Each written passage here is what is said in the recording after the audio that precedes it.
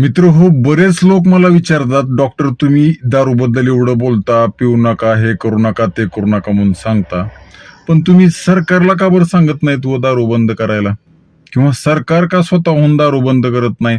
दारूमुळे एवढं नुकसान व्हायला लागले, संसार, घरं उद्ध्वस्त व्हायला लागलेत, लोकांना आजार व्हायला लागलेत, धडाधड ऍक्सिडेंट व्हायला लागलेत, गुन्हेगारी वाढायला लागलेली आहे, भांडण तंटा वाढलेला आहे. आणि मग असं असताना सुद्धा सरकार दारू का बरं बंद करत नाही, असं तुम्ही मला नेहमी प्रश्न विचारत असता. पण लक्षात घ्या, आपण जेव्हा बाजारामध्ये जातो भाजीपाला आणायला किंवा अजून काही आणायला, तेव्हा आपण आपल्याला जे पाहिजे, जे चांगलं आहे आपल्यासाठी तेच आणतो आपण.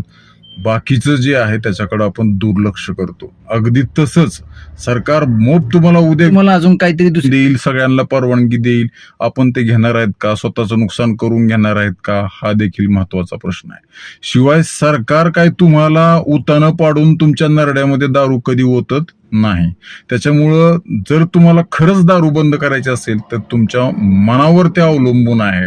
नाहीतर सरकारच दारू बंद करणं गेले म्हणून मी प्यायला लागलो, बायकोच असं म्हणली, पोरच अशी म्हणली, भाऊच तसा म्हणला, बहीणच तशी म्हणली, शेजारीनेच तसं केलं, माझ्या ऑफिस मधल्याच कोणीतरी काहीतरी मला काहीतरी म्हणलं म्हणून मी दारू प्यायला लागलो. ही जी चूक तुमच्या हातून व्हायला लागली ती अजिबात होऊ नका. कारण आपलं भविष्य कसं असावं, चांगलं असावं का वाईट असावं, हे फक्त आणि फक्त आपल्या स्वतःवर अवलंबून आहे. त्याच्यामुळं दारूला नाही म्हणा आणि आपल्यासोबतच आपल्या कुटुंबाचं आयुष्य उद्ध्वस्त होण्यापासून बचाव करा. व्हिडिओ आवडला असेल तर लाईक करा आणि जास्तीत जास्त दारू पिणाऱ्या मित्र नातेवाईकांना हा व्हिडिओ शेअर करा, सबस्क्राईब करा, फॉलो करा.